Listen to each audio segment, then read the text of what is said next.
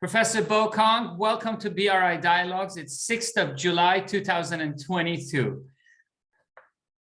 Well, thank you, Ambassador Bohani, for the invitation. I'm delighted to be part of this conversation. Well, I'm already honored with the title you've given me, which I haven't earned. So I'm grateful for that.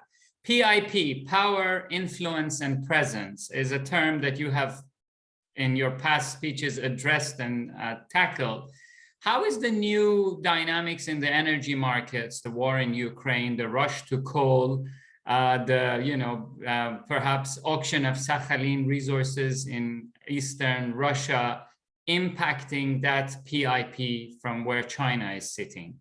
Is this latest crisis going to accelerate that PIP for China from an energy optics point of view, or is it a complex kaleidoscope that nobody can see through?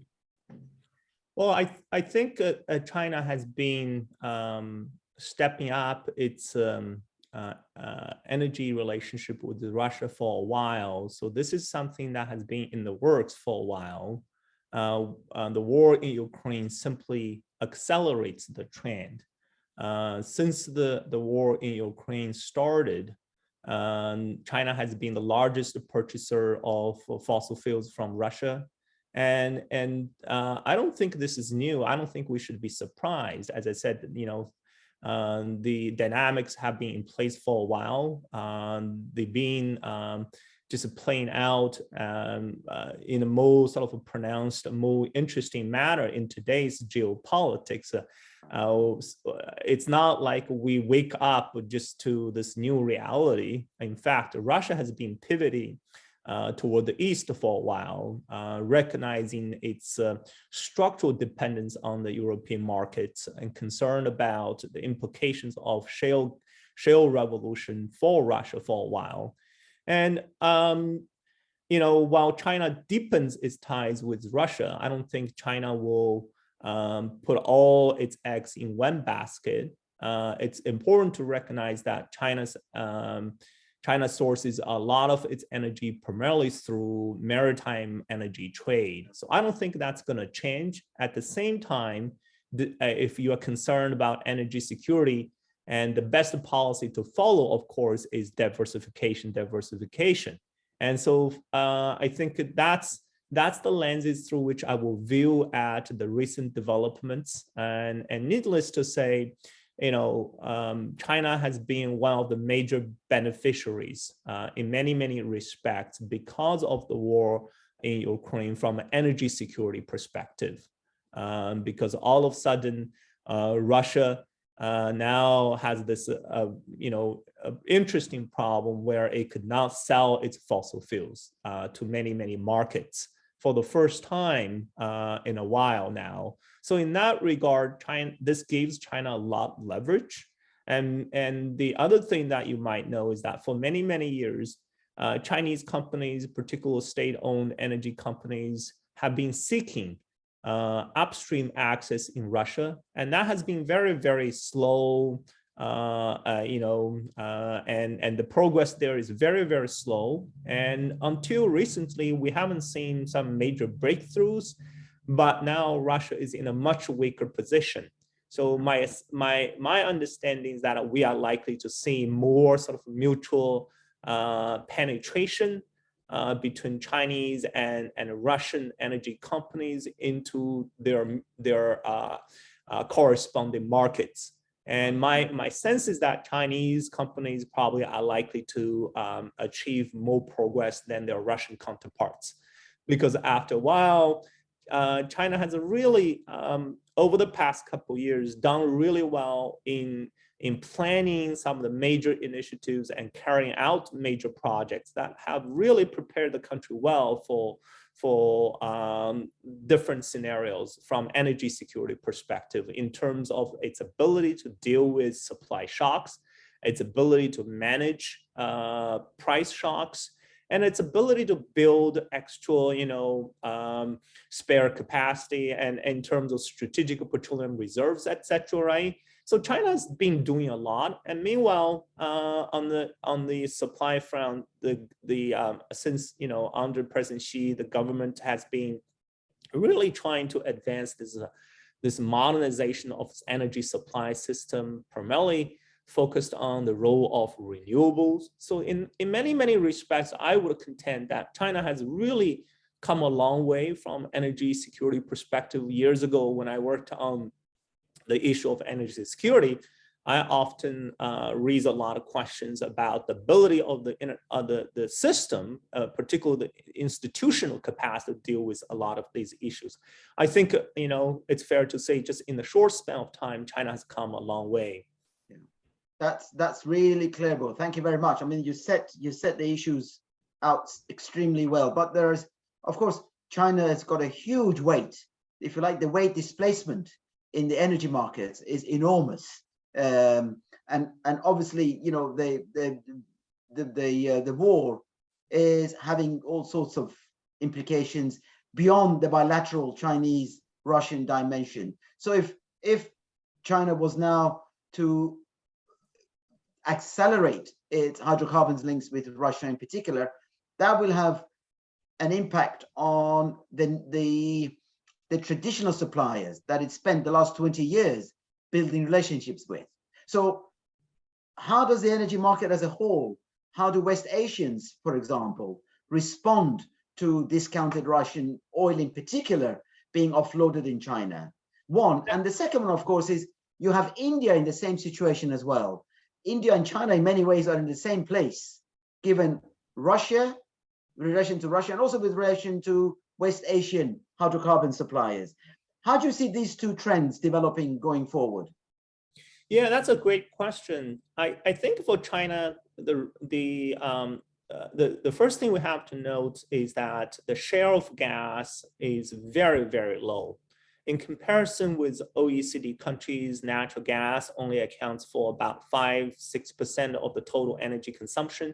That's extremely low. By the way, that's the number we have right now has been doubled over the past couple of years.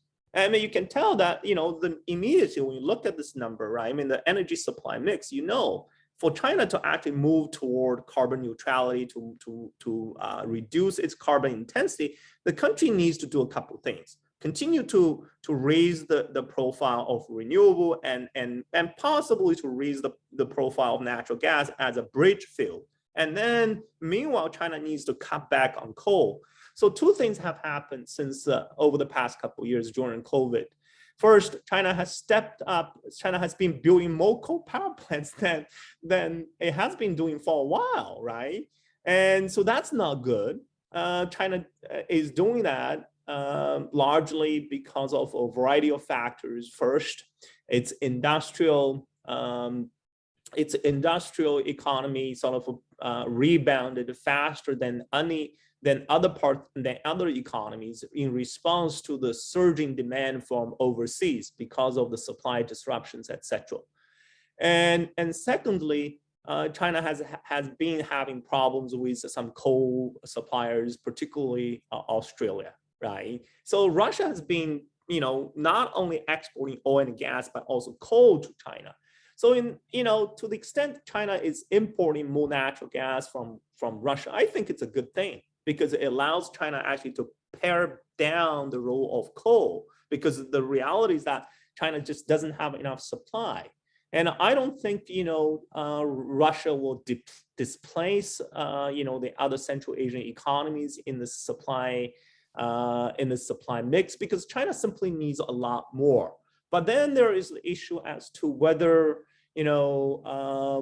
China's oil demand will peak or will plateau anytime soon, right? I think that's a much more interesting question we can have a lot of conversation about. You hear different estimates based on different numbers, right? I think, I'm not in the business of forecasting, but I think it's fair to say that at some point we're going to see this interesting scenario where the demand will grow at a much, much slower rate, because first of all, electrical vehicles are a lot more popular, a lot more affordable than a couple years ago. And the appetite, the consumer, recognition and consumer appetite for electrical vehicles are now is much stronger too. So I think that's going to really squeeze the role for oil in the transport sector, right? I mean, and this is a really something the Chinese government promotes actively, because it sees this electrical vehicles, as a new sort of new area of its competitiveness, and not only just from economic perspective, but also from energy security perspective. So in that respect, viewed from that perspective, I think there is enough role for Russia to play in China's natural gas supply mix, and I'm not. I don't see a sort of zero sum sort of dynamics going on. I think the pipelines, once in place, will wire the countries together, right? You're going to have almost a fixed supply for many years to come, just like the story between Russia and European countries, unless you pull the plug, right? And then I think India is an interesting story. India. Unlike China, India is where China was in the 1990s, in terms of its stance on climate change. If you go back and review China's evolving climate policy, right, prior to 2008, China was always of the view that climate change should be addressed through the lenses of development. That is, when you talk about climate change with developing countries, you gotta discuss climate change in the context of development. In other words, okay, well, in principle, we are willing to address climate change, but not to compromise our goal to develop. And this is precisely India's position. You always go back to this debate between, who is responsible for the CO2, already in the atmosphere, right? You get into this historical versus the future responsibilities, right? I think that's India's position, right? And that's sort of the first factor. The second factor is that India is heavily dependent upon coal, right? Its economy is heavily reliant upon coal, particularly from power generation perspective. And so that's a huge problem, right? And so in that respect, if India sources more natural gas from Russia, it's a good thing from a climate perspective, but it may create a lot of geopolitical complications for the rest of the world in terms of how to handle Russia, right? So unfortunately, I think, we live in a era of complex interdependence, right? I mean, so I think there will always be tensions amongst these competing objectives. Is climate goal more important? Is security goal more important? I think both are important, right? I mean, I think it's hard to say which is more important, but unfortunately, the pursuit of one goal might just simply create complications for another. And I think it requires a lot of policy coordination, right? A lot of policy coordination is required. But based on how India and China have reacted to Russia's sort of how Russia have handled this war, I'm not sure that these fundamental differences can be sorted out very easily. So let me ask you a question, Bo. Since 2008, around $51 billion by China has been invested in coal power generation in what you framed as pull and push strategy, which is fascinating, right? But at the same time, China has had the highest investments in green technology.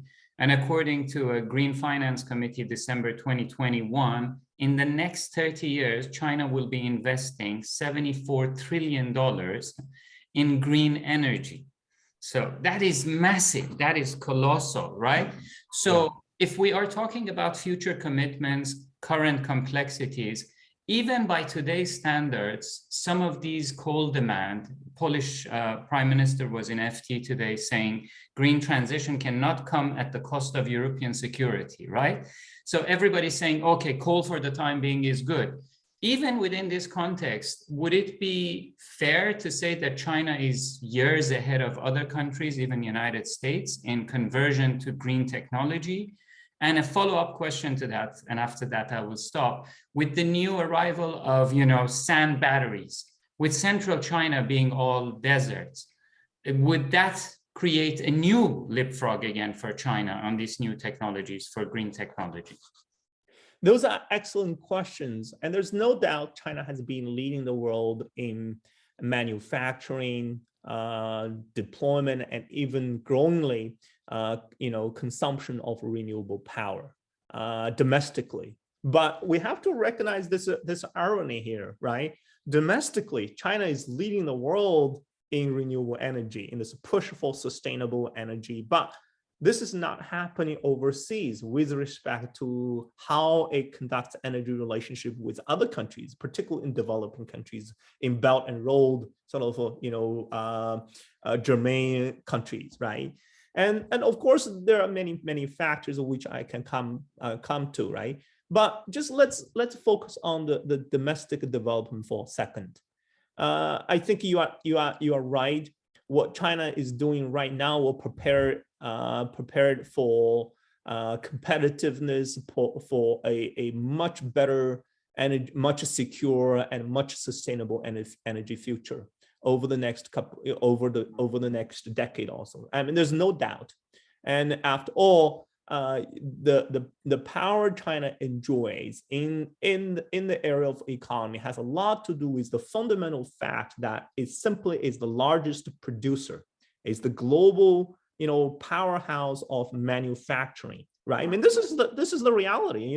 Robert Cox has written on this topic many years ago, right? I mean, production gives you the power in as a manufacturer, and then that will in turn translate into power in other areas, finance, development finance, etc. Right? We've already seen that. Initially, China was the largest producer in manufactured goods, but after many decades of growing trade with 2/3 of the world economy, China now trades much more with the rest of the world than the United States, right? And that trade surplus, that growing trade simply gives China so much savings, right? And then China simply uses the savings to start to invest in all over the world. As a result, China has become the largest financier for infrastructure projects around the world, right? And so we'll see that translation more and more so down the road. And then from an energy perspective, you are right. We've already seen the growing penetration of renewable power into its power supply system. The share of coal has been reduced significantly. And if you look at the numbers, right, I mean, you look at all where China sources its power, the share, the amount of coal that's squeezed out of the picture is entirely coming from the growing role of renewables. And by the way, hydro hasn't gone up that much, right? Because this hydro, when it comes to hydro, you have dry seasons and wet seasons. In fact, during the dry seasons, you don't get much power. So if you look at the numbers and you play those numbers around, you can tell that the amount of coal that's being squeezed out of the picture entirely comes from growing role of solar and wind, right? So we're going to see more of that. And China has the world, has put sort of, some projects on hold because of COVID, because of the global financial crisis. China simply doubles down, right? I mean, it hasn't adopted that policy of infrastructure built out, infrastructure developed since the Asian financial crisis. So whenever China has an external supply shock, one response China always turns to is to adopt this Keynesian economics, particularly in the area of infrastructure, right? Initially, it's just building high-rises, buildings, etc., right? But now, as China is more and more built out, particularly in terms of these urban infrastructures, China start to look at sustainable energy future, etc., right? So I think that's gonna really carry a lot of implications, and that furthermore, that capability will soon translate into this export capacity. Right. We haven't seen this on a large scale yet, right? We already seen this in terms of renewable, power equipment and technologies in terms of solar panels, wind turbines, etc. Right? But then you compare, right? You look at China's share of global trade in wind turbines and solar panels. China is not the biggest player, right?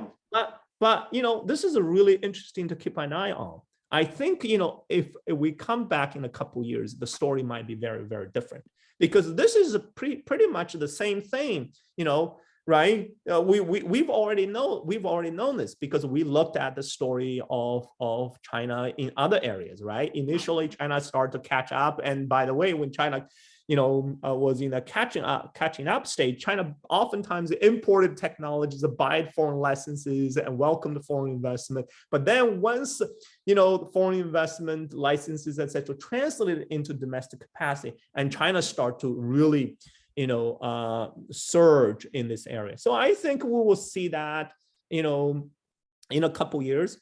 And furthermore, I think another trend that's worth watching is whether China will turn this capacity, particularly this growing financial power, into an effort to finance more renewable projects around the world. And this far, China has been the largest financer of coal-fired power projects and hydropower projects. And this, of course, has a lot to do with the demand from those developing countries. It's not like China goes around to only promote, coal-fired projects and hydropower projects, because China adopts this policy of basically meeting the demand from host governments. Whatever gets asked, China will do whatever gets asked, right? And so that's oftentimes the story. I've looked into supply side and demand side, and a lot of times the demand side sort of plays a much more important role. And the other reality is that, countries that have a coal will simply use coal. They will not let their resources sit idle, right? So going forward, however, as renewable supply costs, these technologies become a lot affordable, right? As the cost curve goes down, as Chinese renewable power companies become a lot more, capable, a lot more competitive, and I think we will see some interesting change. And I certainly hope that will occur over the next couple of years, because this far China has not really made use of its leadership in renewable energy, in promoting this in promoting or contributing to this global green transition. I'm sorry, I forgot the second question. I think you read the two questions. The second question was about sand batteries and the new technologies and the central part of China, which is to a great extent, a blank canvas for that. Yeah, I think that's going to be a critical issue in terms of the scalability of these many of these renewable power projects. Batteries are certainly the holy trail to the renewable energy future. And right now the technology is still expensive, right? And to the extent China can scale up many of these projects, I think they will not only do a service for itself, but also for the rest of the world. Oftentimes that has been the story whenever China invests massively in one particular, one key technology, and that China will help drive down the costs, as in the area of solar, as in the area of wind, power technologies. And I think we are still at a very, we're still at early phase of this, right? And I'm not sure that China alone can do this. So there is a lot room for cooperation between China and other countries. But at the same time, it's important to recognize that where there is cooperation in the area of clean tech and climate change, if you read between lines what the Biden administration frames the discussion and sort of frames the potential of cooperation, it seems like we will have the situation where cooperation, competition is always, given the priority over cooperation. So I think, again, we're going back to the theme earlier, right? I mean, how are you going to handle this bit ambivalence and this tension in the policies, right? So I think unfortunately, there these are the projects you talked about will be important, but it's gonna take us a while for us to see the scalability of these projects and the commercial sort of phase of these technologies on a massive scale domestically, and then gradually I hope we'll see the deployment of these technologies overseas. But I don't think we're there yet. Does that answer the question? I mean, I sort of I mean, of course, I think we're trying to understand the. Yes, Bo, it was fantastic. Thank you. Bo, I'm conjuring up these images of China greening the world as you were speaking, and I see it in three ways. One is that, as you rightly say, China has been the factory of the world for now best part of 30 years. And so as the rest of the world is trying to clean up, China was submerged into dirty energy sources by virtue of providing manufacturing goods, products, white goods, all sorts for the rest of the world. So they've been carrying the burden, if you like, of 20th century, 19th century type economic development. And now they are moving forward. So assuming that China remains the beacon of manufacturing for the next 50 years, what you're saying is, but as China greens its manufacturing systems, so we're going to green the world by definition, because the stuff that China produces is going to coming out as much lower carbon content than currently. And the second thing that you're saying is also equally interesting and compelling is, and not only that, but as China masters these technologies, it will drive down the cost of these technologies. That is not going to be as important for countries in Europe, in G20, let's say, but in the global South, who are struggling to develop and are suffering because of the high costs of hydrocarbons. I mean, it wasn't too long ago when the biggest import item in China's bill was energy, right? Mm-hmm. And they're obviously beginning to address that. And the third element that you said is China's continuing interest in cooperation. Now, I would love to hear your comments on the first two, but it's the latter that really concerns Ali and I, because we are seeing this hardening of worlds, the Eastern world, the European world, the NATO world, the G7 world, the BRICS world, and so on. And we are wondering, how is China going to navigate these for the betterment of humankind, which is obviously what is driving so much of China's own strategies, is going to be for that last purpose of greening and cleaning up the world economy and the environment? Oh, that's a great question. That's really a great question. I've been studying the issue of China's role in energy finance over the past couple years. It's very clear. The trend is very clear. China has been financing more coal-fired power plants than any country in the world. But recently, Chinese president made a very interesting statement, a very important statement, saying that China going forward will not finance coal projects anymore, right? And this is actually very, very important, because this is actually is in clash with the interests of Chinese coal, big coal in China, right? I mean, because as you may know, the standard practice is that when Chinese development banks finance these coal projects are oftentimes contracted to big coal from China, or they are contracted to big power construction companies from China that then source these coal power technologies from China. So in a way, China does this to export coal power generation technologies and equipment. And Japan has been doing that for quite a while, and China is basically doing the same thing as what Japan has been doing, right? So in that respect, if you look at, China's power supply mix, the country is still heavily dependent upon coal. Coal is, the role of coal has certainly declined a little bit.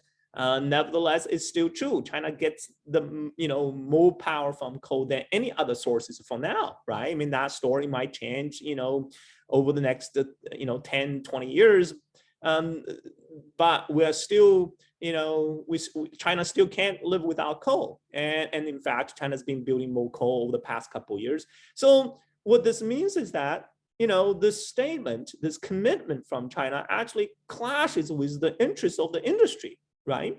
And of course, it's too early to tell if China actually will live up to this reputation, right? If China indeed decides to not to finance coal, and that frees up a lot of resources, financial resources for other projects. And then we will be thinking about from power generation perspective, we'll be thinking about hydropower and then nuclear power and renewable. And the hydropower, I think it's fair to say that we will not see a lot of mega hydropower projects. When I say mega hydropower projects, I'm talking about gigawatt, right? Scale hydropower project. There are simply not many projects of that scale. And then what about 500 megawatts plus? I think we will see a limited number of those projects as well, right? So we're talking about small and medium hydropower projects. And if you look at the newer sort of assessment of hydropower and implications for sustainable development, I think it's fair to say some small and medium hydropower projects are actually not bad, right?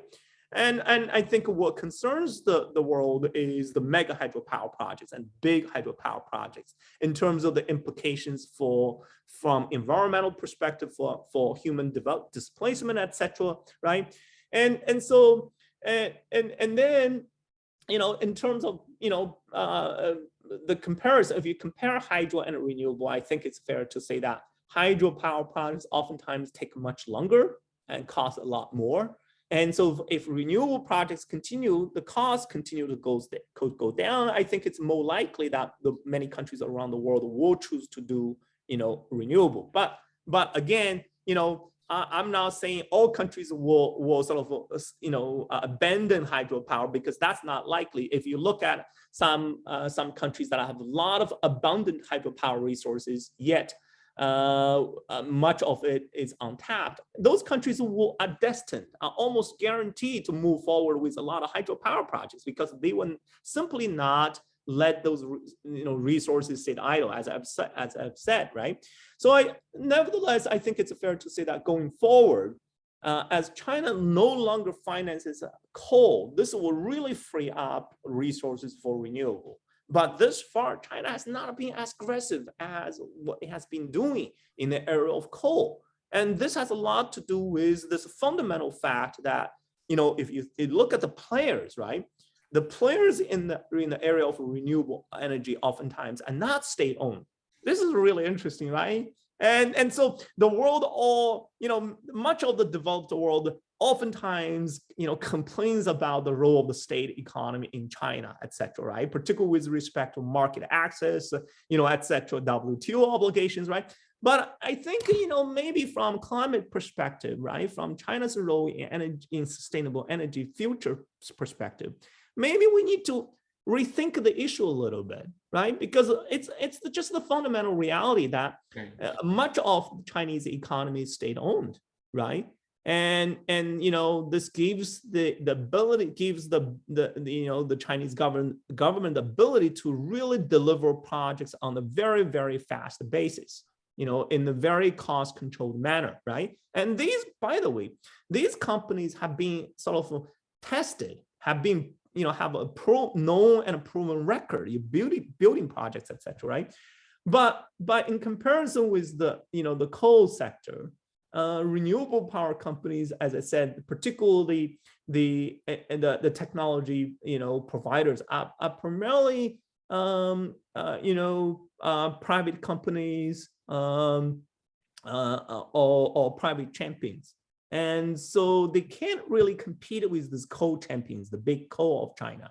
So once China stops financing these big coal, coal projects overseas, this will create the opportunity on the part of the local governments and development banks to really sort of recast their effort toward these private champions. So I hope that will tilt the balance a little bit domestically, because this far that has been the story, right? When competing for example, projects overseas associated with China's development finance projects around the world, oftentimes these state-owned companies are a lot more competitive than these private companies, right?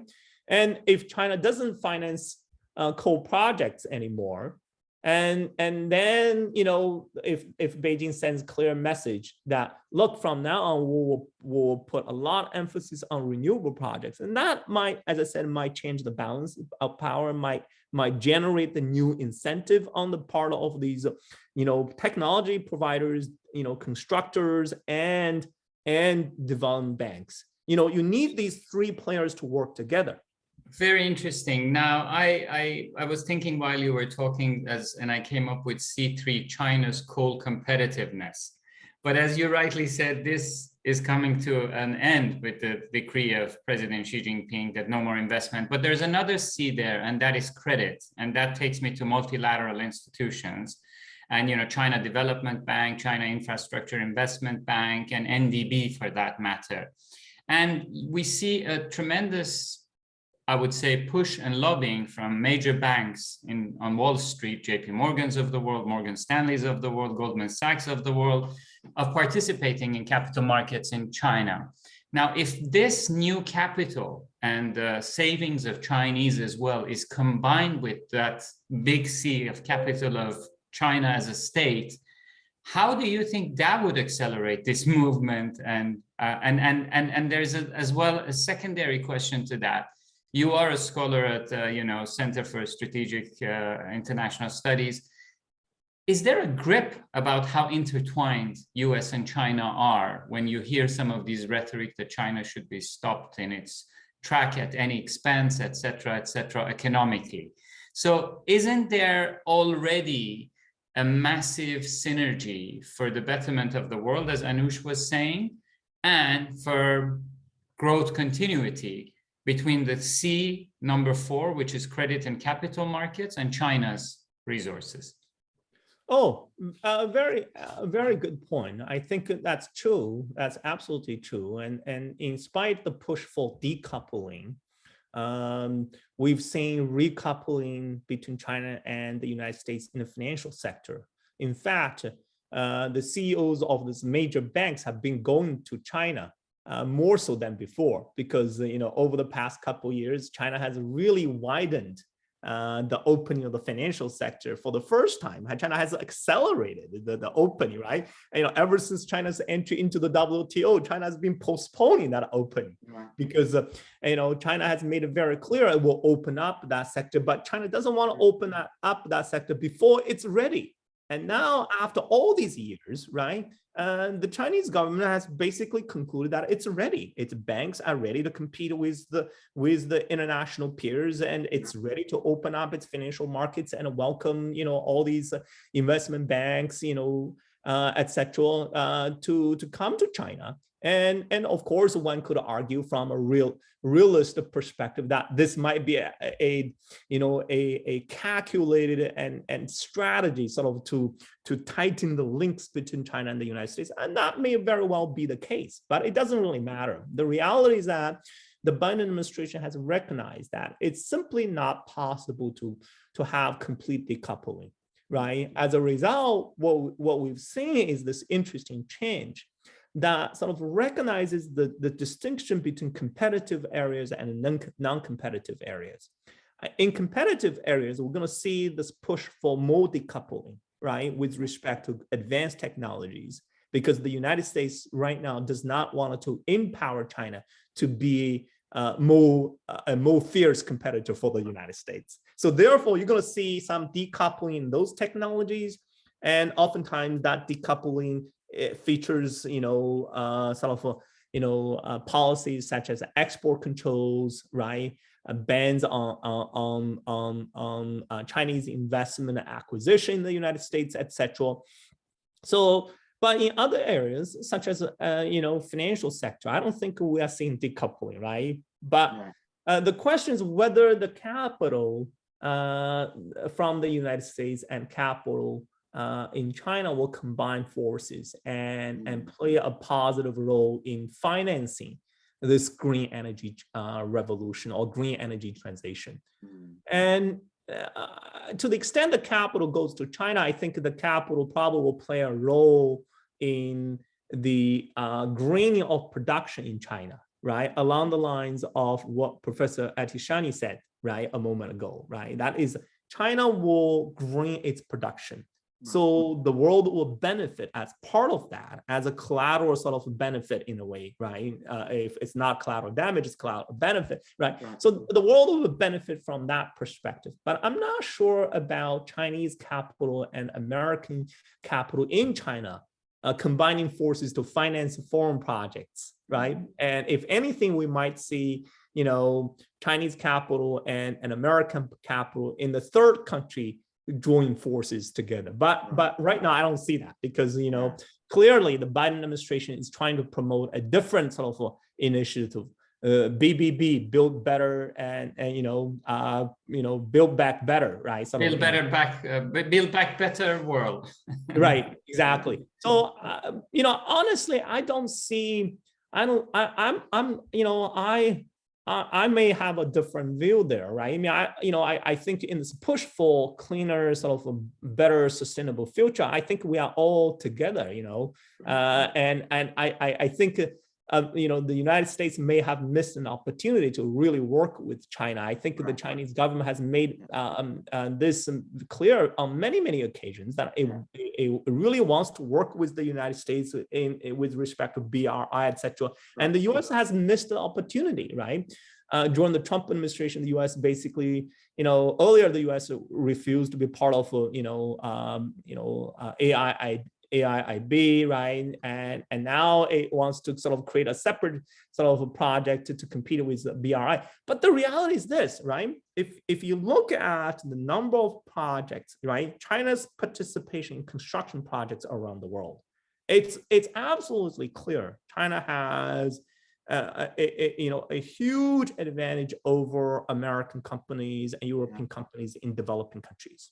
And guess what? If we're really serious about having a clean and sustainable energy future, we really have to put a lot of focus on non-OECD countries, because the reality is non-OECD countries now consume more energy than OECD countries, right? And then, non-OECD countries also will produce more CO2 emissions than OECD countries, right? I mean, that's just the reality, right? Even the United States puts everything on hold, CO2 emissions will continue to grow, right? Thanks to the emissions turned out by non-OECD countries, particularly some of the emerging economies, such as India, Indonesia, Turkey, etc. Right? So I think, unfortunately, maybe we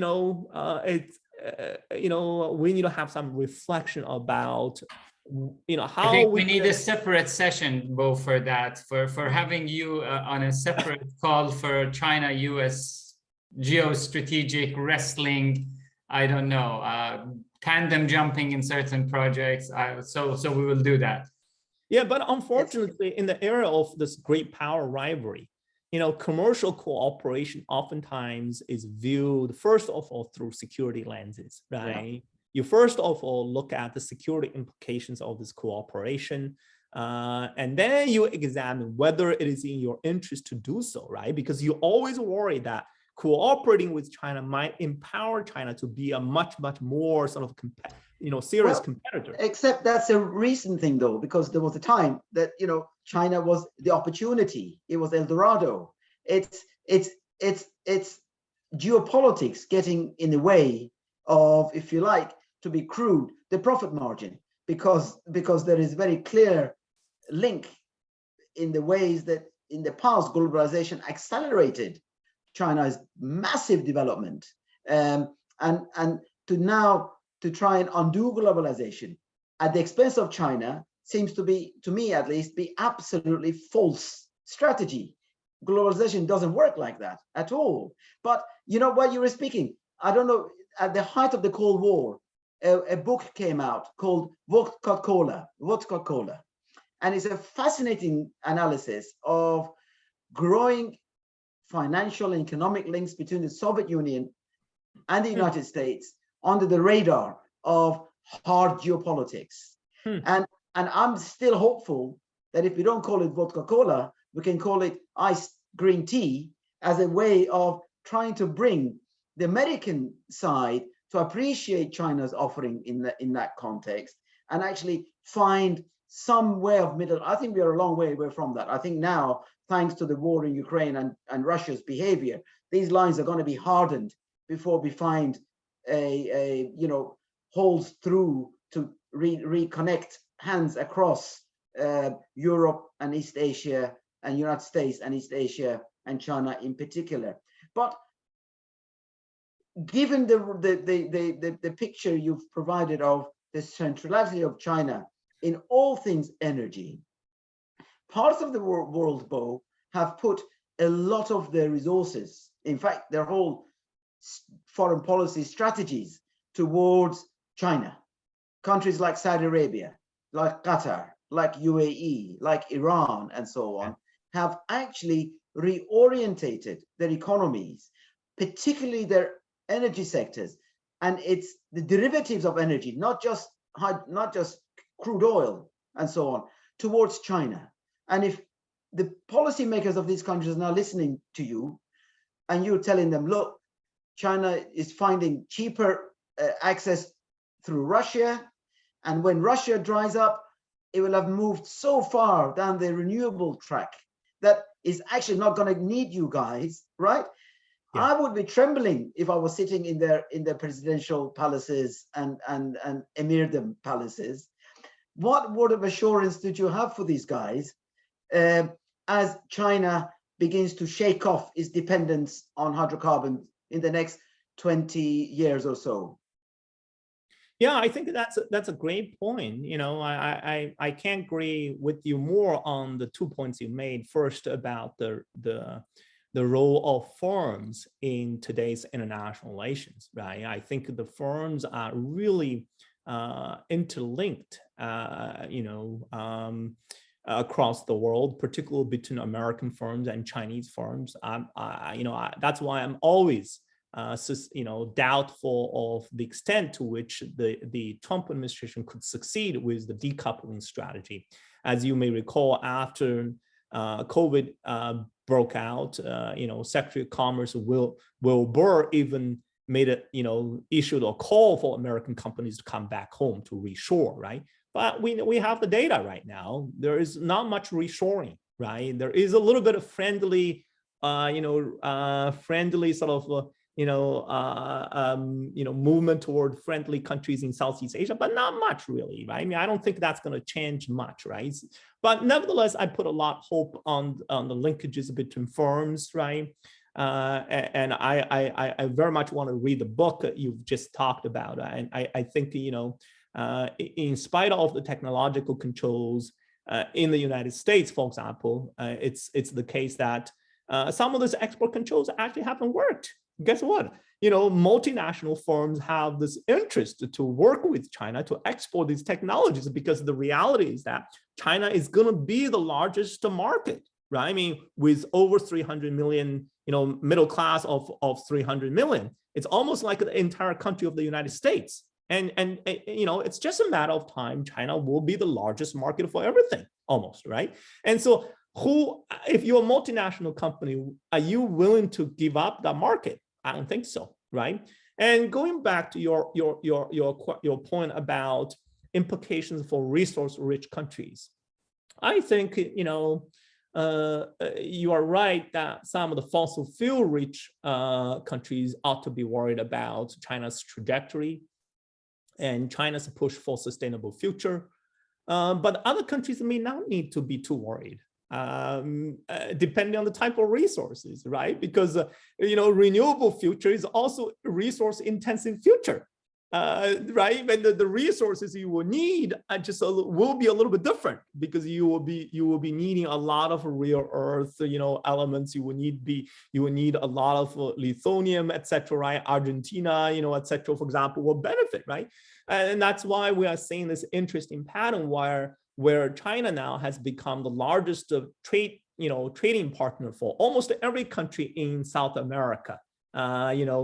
Excluding, if you could exclude Mexico as some Central America, China is already the largest trading partner for the continent. It's very interesting you say that, Bo, because Argentina just as well expressed interest in joining BRICS. So did Iran. It's fascinating of how Latin America, Yeah, I mean, it is fascinating. A couple of years ago, you may be aware that Argentina didn't want to be part of BRI. Argentina had a lot of reservations, right? But the reality is that in spite of this, trade war with China, China keeps surging ahead, right? I mean, I think ultimately, right, the United States will not win the competition by simply trying to weaken China, because you can only do this little to weaken China, right? I mean, ultimately, China just keeps, powering ahead, right? So I think that ought to be the focus of the analysis here.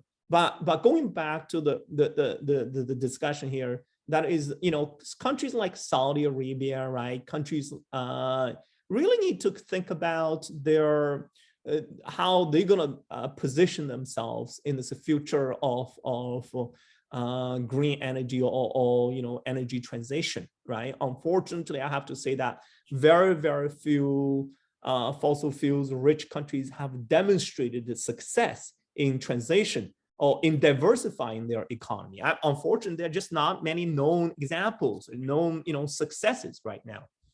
I would just speak up for the UAE. I think they set a very interesting alternative and very forward thinking about using fossil fuels as the engine of change. But you're right, they are a very distinct minority in that community. Yeah. But there might be one area of hope so far as China is concerned. That is, these countries actually have developed really both upstream and downstream linkages with China, right? And those downstream linkages allow them to tap into the markets in China and to be really very well integrated into the Chinese economy. And oftentimes we know this, right? When it comes to transition, we are confronted with the issue of past dependency, right? And past dependency in terms of particularly in terms of infrastructure, but also in terms of the players we have, right? The established players oftentimes have the first mover advantage, but guess what? Oftentimes, other than some areas of critical technologies where you see some, really disruption, huge disruption, oftentimes these established players can turn around, become the vanguards of change, right? Because they simply have a lot of resources, right? Financial resources, etc., right? So, I don't want to basically, and frame them as sort of the promoter and protector of the old system. I think they can change, right? But the importance is whether they recognize the urgency for that change, whether you can, master the political will to build a consensus and maintain a consensus. I mean, look, when we think about China's success, if we go back and try to come up with a formula, the formula actually is pretty simple and straightforward. And that is, the Chinese government has basically maintained this policy for 3, 4, 5 decades, right? I mean, that doesn't sound very, very really extraordinary. It sounds like the Lindt chocolate that one night Lindt and Sprungly forgot to turn off the machine and it kept on whipping the cocoa butter. No, seriously, Anush, and that's how Lindt came about. Consistency and just long-term planning. Right, that's exactly right. But the challenge is that, the question is that, how many countries can do this, right? I mean, particularly, if you look at some of these resource-rich autocracies and but Bo, it's not just how many countries can do it, but how many countries can do it towards doing something, lifting up 400 million people out of poverty. That's repetition is not always That's exactly right. I think that's the problem, right? I mean, that's the resource curse problem we are so familiar with, that plague many of these resource-rich countries, the perpetual economies, etc., around the world, right? So I think a couple years ago, Saudi Arabia put forward a sort of 30-year plan, etc., right? I mean, they do these plans, but the problem is that politics is not there, right? I mean, the Chinese government has this formula is interesting, right? You maintain this one-party control, and everything else changes so much, but the one-party control hasn't changed that much, although you keep updating the institutional capacity of the one-party system, right? I think for anyone that says China hasn't changed much politically, that's flatly wrong, because you haven't paid attention to the nuances of change. The CCP, has demonstrated enormous learning capacity, right, over time. So I think, unfortunately, Anush, all these things have to happen for the resource-rich economies to really take advantage of change in China.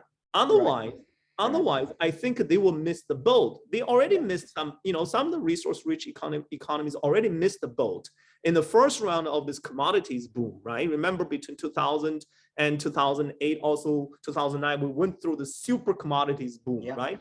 And many countries, they simply benefited from this trade in terms of trade and all that. But these countries have not used, channeled the resources toward diversification. You've put your finger on it, and that's because you need leadership with oversight, and that has nothing to do whether it's a multi-party system or a single-party system. That leadership is essential to be able to see the trend and make those transitions happen. But sorry, Ali, you were. No, I wanted to say Bo's brain is like a Bentley 12-cylinder. So I feel we're in, the capacity, the intellectual capacity is like a NASCAR that we're going around, and I'm feeling the G-force there that is just magnificent. But I'm mindful of time as well. So one promise I have to you, Bo, is that we have to have you back immediately after holidays. This is not just a cold invitation. I'm saying it online. So September, October, we have to have you back to talk about macro geopolitical competition and the role of energy, because sustainability of power is one thing from a power generation. The power as ruling power that is sustainable as well equally is another topic. And we're fascinated by everything you're saying. Come in. But I want Bo back also to talk about the CCP and how versatile it is. I think that is such a profound issue that you've raised, Bo, and it needs unpacking. I agree with you. It's not the reason why it is still in power is precisely because of its pliability, flexibility, and ability to learn.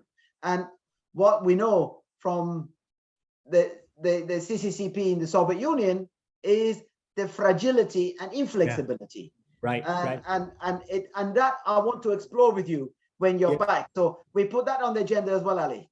Sure, for sure. So we normally bring our events with two questions that I put to our lovely guests like yourself, Bo. Very simple. And before that, I want to say I immensely enjoyed having you on our program, but that's the job of Anush to wrap up. What are your two simple pieces of advice as a Chinese American scholar sitting in Oklahoma in the United States, looking across the Pacific and across the Atlantic? Two pieces of advice, one to the cinephobes and one to the cinephiles, if you were to leave them with one nugget of wisdom. Yeah, I'm not sure just about my advice, and maybe just some reflections. I think oftentimes we have this tendency to simplify the story in China because of ideological perspectives and ideological preferences. We really build a lot of assumptions when we analyze China. One big assumption that many analysts seem to embrace tacitly or explicitly is that the CCP is not popular in China, right? The CCP doesn't enjoy much legitimacy in China, and China is so fragile and all that. I think that's flatly wrong. And if you look at how that manifests into the policy domain, in the Trump administration, you see for the first time that the Trump administration seemed to convey the message that it really wanted to sort of, make the effort to really change the regime. That really, caused a lot of concern in China. For many, many years, there seems to this the grand bargain between China and the United States. That is, look, we only confine our relationship to the field of foreign affairs. You don't mess around with what I do at home. And China will agree to the international system you have built and led, right? It seems to be a grand bargain. I agree to your international leadership. You let me do what I do at home because I enjoy sovereignty. But for the first time during the Trump administration, Beijing, felt this threat from the United States in terms of its control over power at home. That really pushed Beijing, over the sort of, to be a lot more aggressive in terms of how it handled U.S.-China relations. So I think, when we study China, we really try to avoid these assumptions. Look, I'm a Chinese American. I grew up in China and then spent, the rest of my adult life in the United States. I really want to see the two countries working together to solve global problems, right? I think the bilateral relationship is one of the most consequential one in the 21st century. So that's basically how I assess the bilateral relationship. And then secondly, I think both the United States and China have the responsibility to really to think about our future here, right? I mean, the future of the entire humanity. I think, unfortunately, the war in Ukraine is both a security disaster and a climate disaster. I think it's a much greater climate disaster and a humanitarian disaster over the long run, right? Because of the war in Ukraine, many European countries and economies are forced to go back to fossil fuels. Because of war in Ukraine, we are putting a pause on this debate over climate change. We're going to see this momentum dwindle a little bit, right? And the world's attention is diverted from this urgent issue. And unfortunately, the climate disaster can't wait, right? I mean, this disaster is getting worse every minute. And, when I look into the future, when I look into the eyes of my children, I get terrified, right? I get really worried about our future.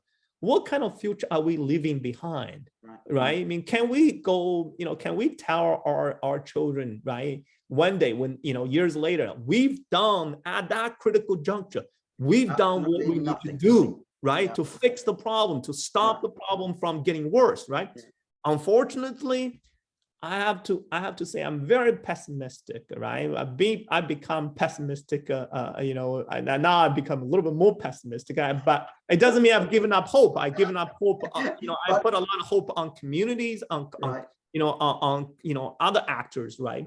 But I think on the government side, on the international, system level, unfortunately, this great power rivalry, this growing fragmentation of the international system, it's just not the arrangement we need, because from a global provision of public goods perspective, right? Hegemon is the best.